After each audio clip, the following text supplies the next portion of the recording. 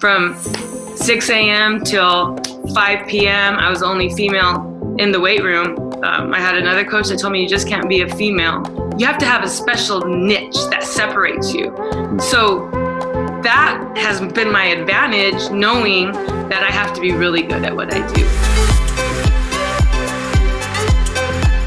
Hey, fitness fans, welcome back to the Future of Fitness podcast and interview series. I am your host, Eric Malzone, and this is episode number 43. I talked to Leslie Trujillo. She is an associate professor at Harvard College in Southern California. She's a high-level strength and conditioning coach. She is the co-founder of comboswithcoaches.com, as well as the Dear Her project. All of these topics are fascinating and interesting, and I'll tell you all about it in a second. Before I do, I want to make you an offer. So, are you a fitness professional? Are you struggling to stay on top of the changes within the industry that are coming at an astronomical pace? Well, we have a solution. It's called the Modern Fitness Pro. It's a free group. It's a closed members-only group on Facebook. And you can go there and apply. And if we let you in, this is what you get. It's 2,000 fitness professionals from all over the world. And we focus primarily on the fast pace of everything from digital marketing, science and technology, business systems, you name it. There's a ton of value in there for you. Our goal is for you to achieve entrepreneurial freedom. Be seen, get heard, achieve freedom. That's our mantra. So go in there. It's called the Modern Fitness Pro, closed Facebook group, members only, apply. And I hope to see you in there because we're in there quite often, posting a ton of value, interviewing people, all kinds of great stuff. So Leslie Trujillo. There's not too many women at her level, at the university level in strength and conditioning. Now imagine this. Imagine being the only female to floor at a place like USC working with the football team. How do you get them to listen to what you have to say? It can be male dominated. It is male dominated, right? So she talks about her journey through, and it's fascinating, and she's very courageous and brave, and she talks about her struggles and is also very authentic and honest. And then she talks about the Dear Her project, which is something very special, and I'm excited that she's doing it, and I'm excited that I get to talk about it here. So without further ado, this is Leslie Trujillo, episode number 43. Hey, fitness fans, welcome back. This is Eric Malzone with the Future of Fitness podcast, and today I have Leslie Trujillo. So you do a lot of things. First and foremost, you are a mother of two. Right? Let's put that ahead of everything. And you are also an associate professor at the LA Harvard College, and you are a athletic performance coach as well for numerous teams throughout the Los Angeles area. So Leslie, welcome to the show. Thank you. Thank you for having me. Yeah, this is going to be fun. So we talked a lot about some really cool topics before the show started, but I think we need to frame everything before we get to it of your experience through being an athlete and then getting to the point you're at now on both education and training. So maybe give us some background on that. Okay. I played multiple sports growing up, thanks to parents that supported that. So volleyball, basketball, soccer, swimming, tennis. I was even a cheerleader, I did it all. And I did not have maybe necessarily coaching at a high level to, give me the tools I need to improve my game at a really high level. But I got a wide range of experiences. And then once I was done with high school, my father believed in me more than I believed in myself and called the UNM, I'm from New Mexico, tennis coach. It was like, my daughter wants to try out for the team. She's interested. She's great. Like, let's get her on your team. Right? And I had no idea. Like, I got the phone call back from the coach. She's like, you're interested in trying out? I'm like, yeah. I was full of fear. I didn't believe in myself. But I took the opportunity anyway. And I went forward. And that was one of the best experiences for me because I then had great coaching. And I was surrounded by female athletes that trained at a high level, performed at a high level. My game improved like a whole other notch, like huge amounts. And also that was my first time with strength and conditioning. So in high school, we had a weight room, but you didn't know how to use it. Just go in. And I think I pinched my hand doing a bench because we had old school bench and it was connected. I didn't know. And maybe I did some sit-ups, but that was the extent of it. But so we got a strength coach, and she was this little female, and she kicked our ass, and it was awesome. Oh, can I say that? Yeah, go for it. Okay. She kicked our butt. And we loved and respect her for it. And that's when I fell in love with strength conditioning. I lost all this weight. I got faster. I got stronger, and my game improved. And it taught me about working hard for a goal. And I had a coach that said, if you work hard and if you put in the time, then you can get better and then you can improve. Before it was always like, you're this level and you're always going to be this level.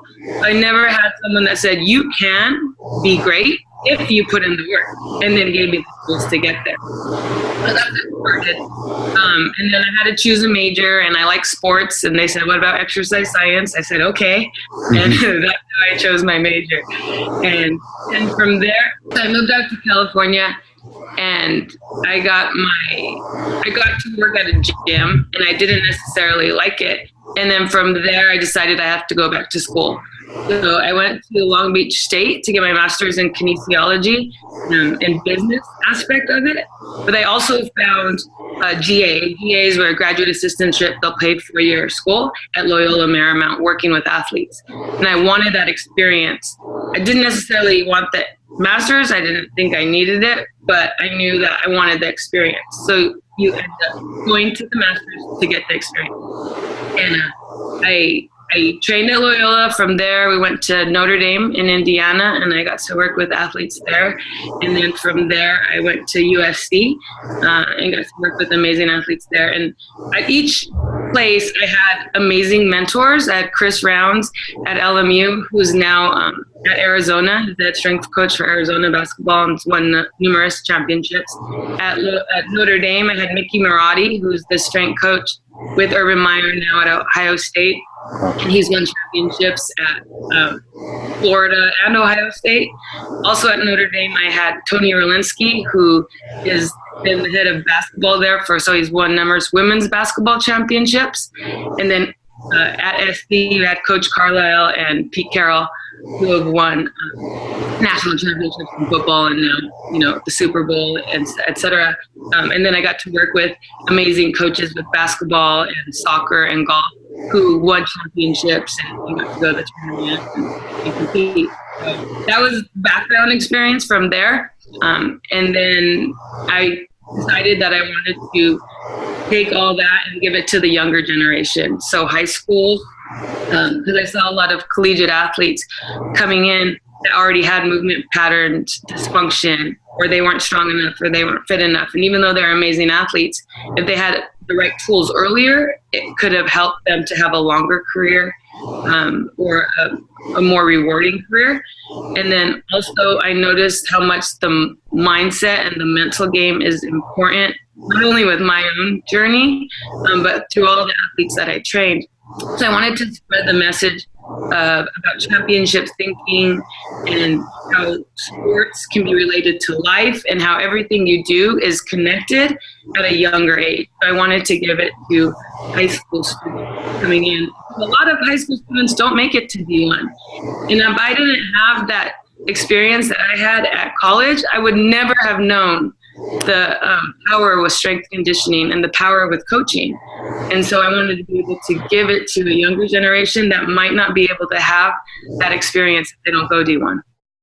Awesome. That's quite a journey. And those are some really big names and I'm sure great influences that you've had along the way. And, I'll double down on what you're saying too. I think that, from my experience, I've been an athlete the majority of my life, and I started, at a young age doing competitive athletics.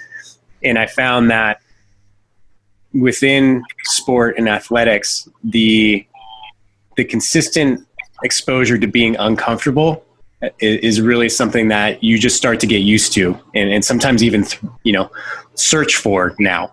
And so I think in like, if you boil it down to kind of the core, it's really, a lot of it is just becoming uncomfortable and just getting used to that. And as one of my mentors says, being comfortable with being uncomfortable and then understanding what that means. And that can trickle out through all different aspects of your life. So that's a great journey. And I know it's all, in some ways, it's only just beginning for you as well. And I have some questions for you because I think you're in a unique position to answer some of these questions. And when you look at the role of women now in strength and conditioning, right, especially at the collegiate level and the level that you're doing it at, what are some things that maybe you didn't expect as being a female coach there? Or, how is that role changing? I guess that's the big question. How is that role changing now? Well, it's improved a lot. When I got started, there's not a lot of positions for strength and conditioning. Depends on the college. Like if it's big D1 that has football, you're going to have a lot more.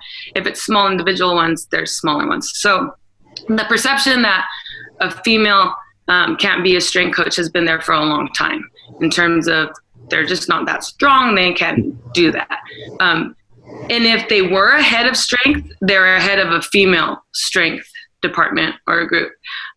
Or like they have their own female athletic department. Like at Tennessee, they had their own female athletic department. And the reality is a strength and conditioning coach does not get paid a lot of money unless you're the head of football. And because there's a high risk, and you go with the coach and you move it, et cetera. And so coming in, I did not know any of that. I just wanted to train athletes. And so I got in, but I remember my first boss told me, he's like, you're going to have an advantage because you're female and you're Hispanic. So you're a double minority. So when it comes to getting hired, find a position, you're going to have an advantage and she's like, and you're good at what you do.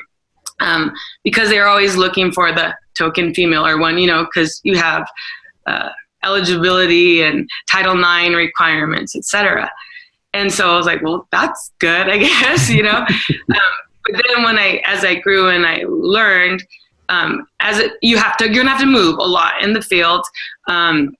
There's a lot of growth possibilities, but again, you're gonna have to move a lot in the strength conditioning field. And I was okay with that too. I was young, I was single. I was all about just training athletes, and that's all I wanted to do. But then as I grew and I started to see the opportunities and the pay, I started to think, okay, what do I want for my life in the long run? And am I going to fight this battle to be a female strength coach of football or of men's basketball? Because it's very rare, very rare.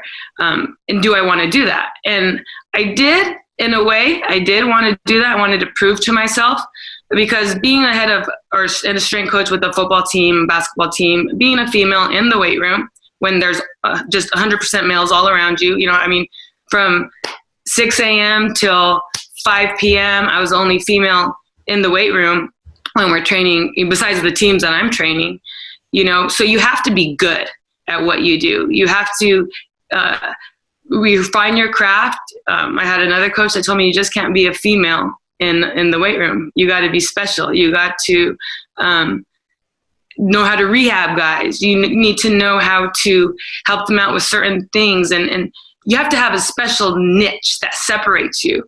So that has been my advantage, knowing that I have to be really good at what I do. And I have to have niches that I specialize in. I have to help people get out of pain. I have to help people get faster, quicker, more responsive. I never had an issue with the athletes per se. At the beginning a little bit, like I would say, get down, and they'd be like, well, you can't squat this, you get down, and I would have some people talk back. And I learned that I have to communicate a little bit differently with some guys more than others. I also knew that there was some stereotypes from maybe a female that was there before me that I had to work with. And I had to learn how to communicate as a coach to males. It's a little bit different. And I had to learn how to not back down either. I had to learn how to be strong and demonstrate my knowledge and my strength with integrity. And I was still young when I'm doing all this, so it required me to grow up really fast. And, growing up, I had low self-esteem. And so it was still there. It was everything I was working on. So this had to make me grow up fast and to develop my niche and develop my strength. Thank God I had great mentors that did that. But then I noticed that there are a lot of females coming up. There wasn't that mentorship or that coaching of how do you do that. And then you would see some females getting in, and instead of like celebrating them, it's more like a competition. Like, oh, you got that one spot, or oh, you got that one spot. How did you get there? Instead of like saying, great job, you got that one spot. What did you do to get there? How can I learn from that? How can I grow? So it's instead of looking at it like as competition, looking at and celebrating the strength of women and what they can do. I am now at Harbor College, and I am in charge of the football strength program there. Never had any issues with the coaches there, athletes there, because they know where I came from, and that I've won national championships and I've had, amazing coaches.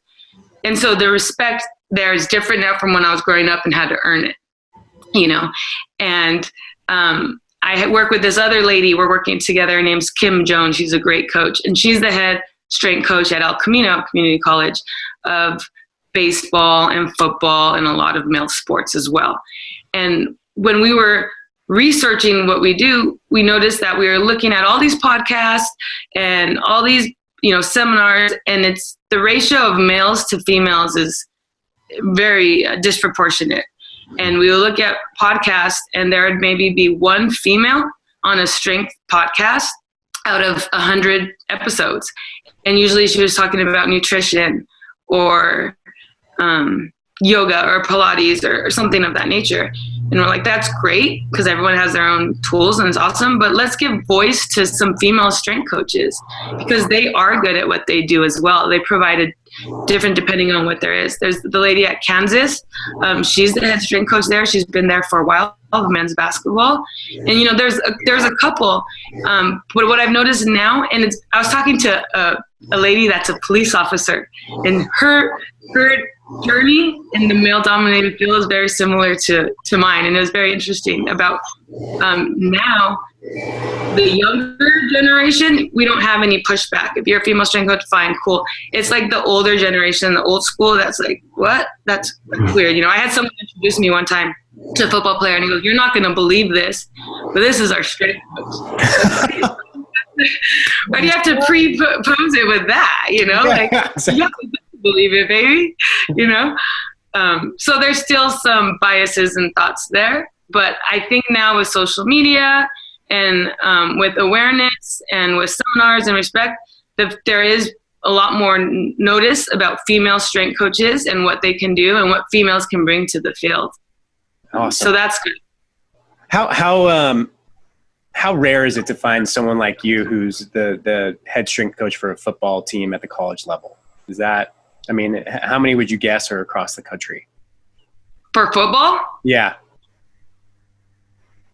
Less than 5 that I know of. I don't think any. General idea of giving a concept of percentages. That's rare. You're definitely, for quote unquote, be a unicorn. And it's interesting. I hope we start to see more and more of it. You were talking before this recording, Leslie, about a project you're working on. And I want to highlight it. The Dear Her.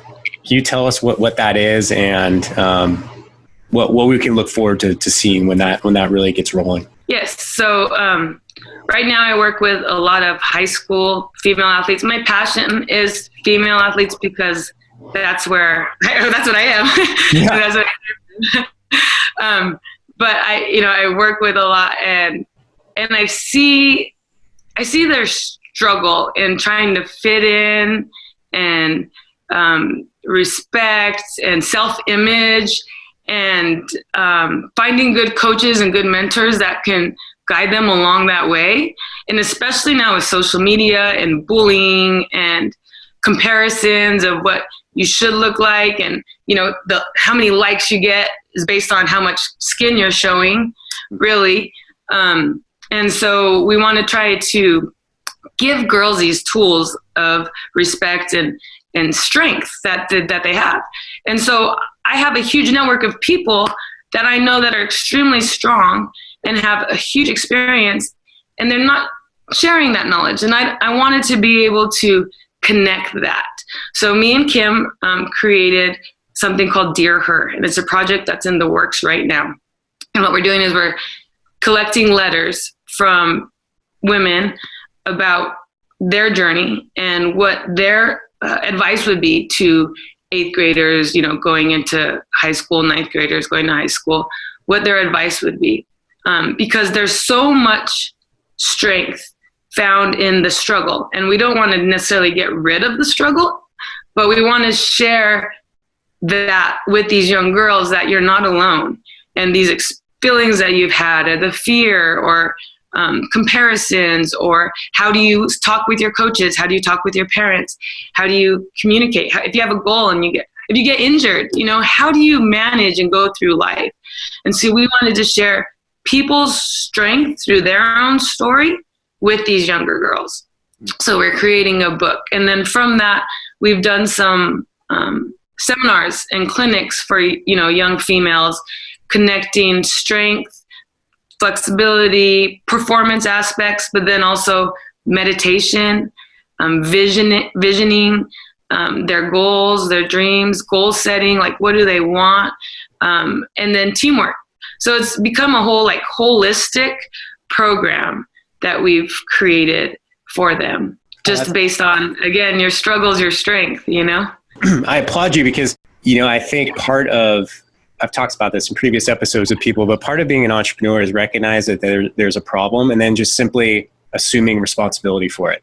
It's that simple. And I see that you're taking on something that's obviously dear to you from your experience, very, very close to you, and not an isolated incident either, right? This is something that is spread all over the place. And so I think that's awesome. And I know we talked about you're going to be starting a podcast. Is that part of this project or is that separate? Yes, it's part of it. Well, they're connected, right? So the podcast is going to be on all areas of performance, nutrition, health, etc. But we also want to highlight stories. So these people that we are collecting letters from, we're going to interview them and find out their struggle through their journey. And our podcast is going to be a ratio of 4-1 males to females. I mean, females to males, because we really want to highlight the female voice, because like I said, we were looking at podcasts and they're not there. Not to say that we're not going to have any males on the show, because most of my mentors are males, and they've been great, and that's just how it's been, how it's set up. But I also have some amazing female mentors. I have one right now. She's a lawyer, so she's not even in the fitness field, but she's a lawyer, and she's in a male-dominated position. She's a trial attorney, and is it dispositions? Question. I don't know. I'll search it out. I forget all the time. So anyway, she goes head to head, dealing with multi-million-dollar lawsuits, but she's so strong in her alignment with herself and her integrity, and that's what I respect about her, and that's why I chose her to be my mentor. Is how do you have that go hard, aggressive mentality, attack, but then you can also, be serene and gentle spirit at the same time. That's great. I'm excited for this project to see it.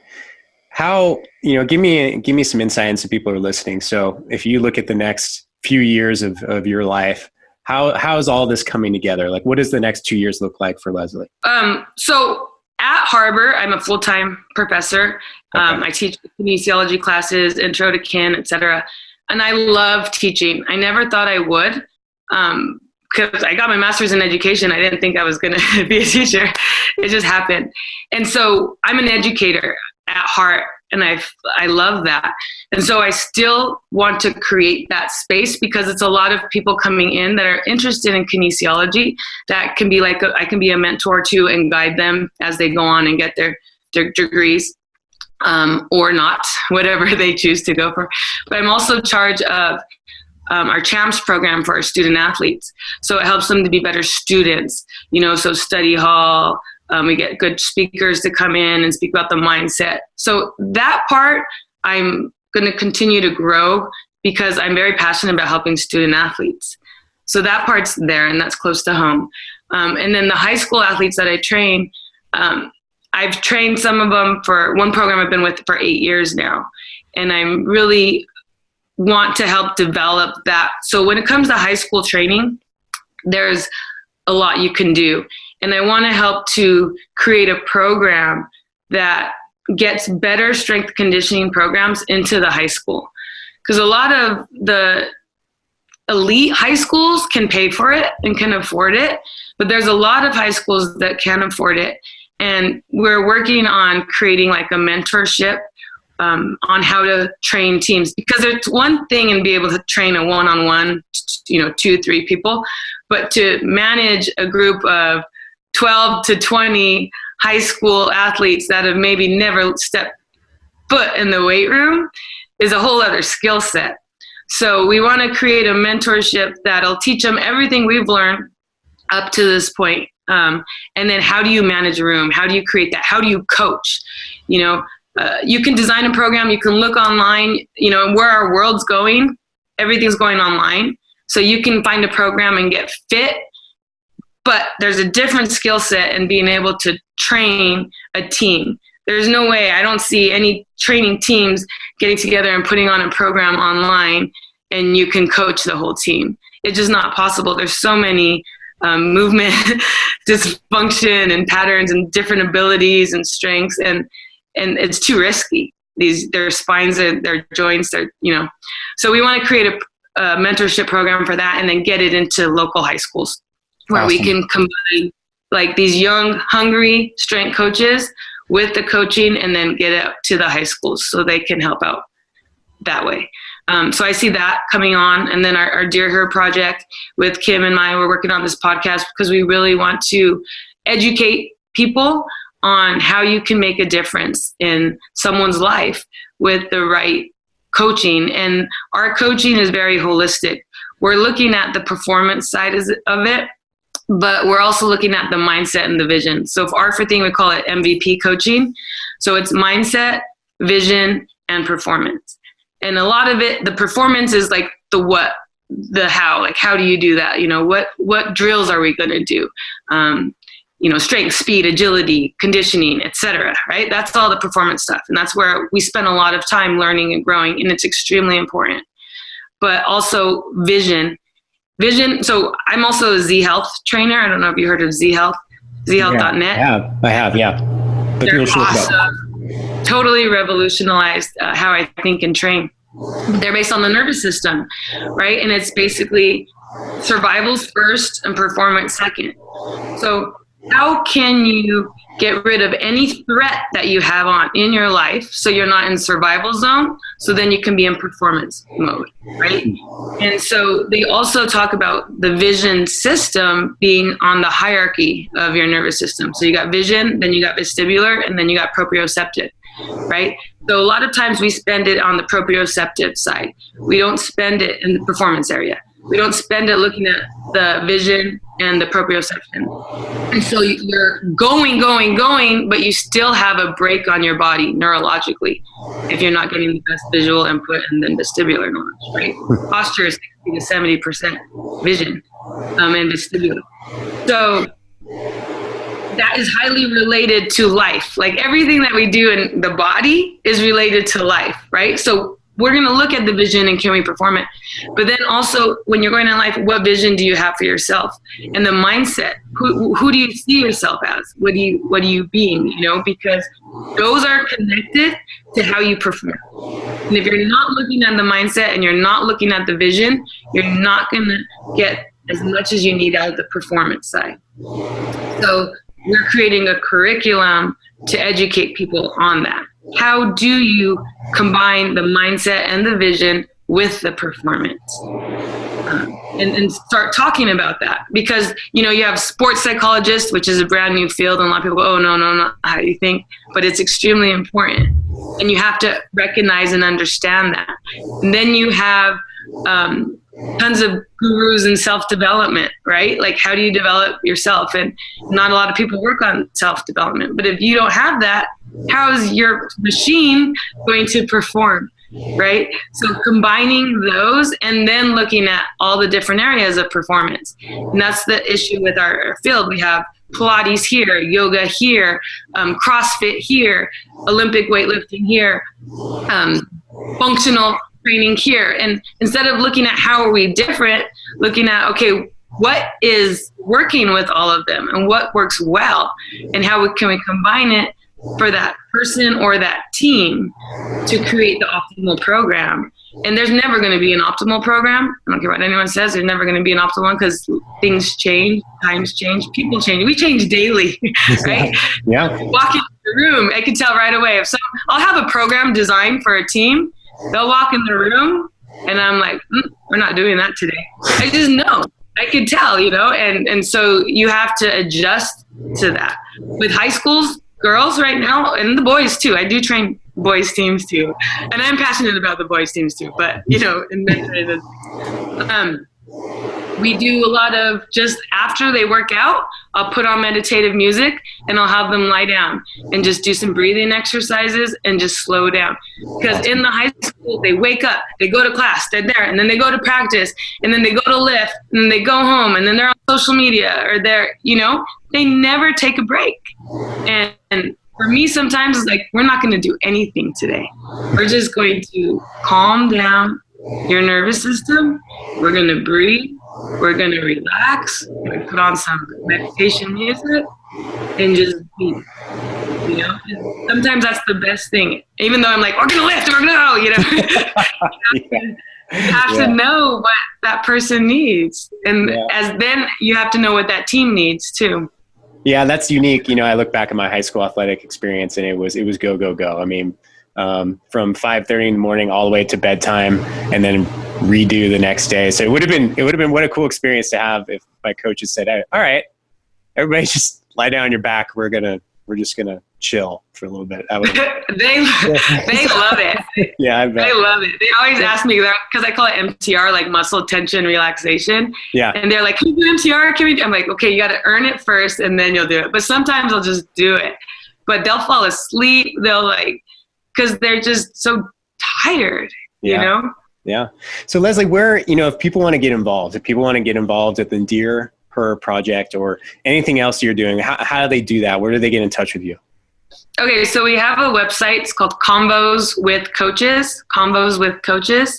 That's going to be our podcast, Convos with Coaches. Awesome. And you go to that website, and they have the different tabs like the About Us, MVP coaching, which goes into we do performance training, mentorship, clinics, seminars, etc. But there's a Dear Her tab. You click on the Dear Her. So if you know any females, and actually we want to, later on our vision is to do a Dear Him too, and then do offsets where we have the book, the Dear Hers on one side, and then you flip it and the Dear Hims on the back side. So where you have that, and it's just a book for student athletes on managing the journey. And so there's a Dear Her tab. So you can click on the Dear Her tab, and then it tells you about the project, and you can sign up there. If you sign up there, we send you a sample letter of our first one that we received that's really well written. And then from there, you can upload your letter onto the site, and then it gets sent to us. And then from there, you can also say if you want to be a guest on our podcast. Right now, we have around 60 letters, and we have around 40 females that said they are ready to be on the podcast. So we're collecting our tribe and our message. And so any female that send them our way, please. It's important that we get this message out. Yeah, I'll go check it out right after this. Yeah, perfect. And and I can be reached from that website. My Instagram is student_athlete_coach. On Facebook, Leslie Cordova Trujillo. So Instagram is probably the easiest one because whatever I post on Instagram, I just send to Facebook. It's easier, right? But yeah, student_athlete_coach, and then Convos with Coaches. So that's what we're doing. Excellent. Well, thank you, Leslie. I love what you're doing, and I'm really excited to watch how this whole thing evolves and grows, because I have no doubt that your tribe will follow and will grow. So well done. Keep up the great work, and I appreciate your time and insight. This has been really cool. Thank you. I really appreciate it. Hey, fitness fans. Don't leave yet. This is Eric Malzone, your host, and I have an extremely special offer just for you. If you go to fitnessmarketingalliance.com/assessment, you can claim your complimentary digital marketing audit. Are you a modern fitness professional? Do you have some sort of online presence?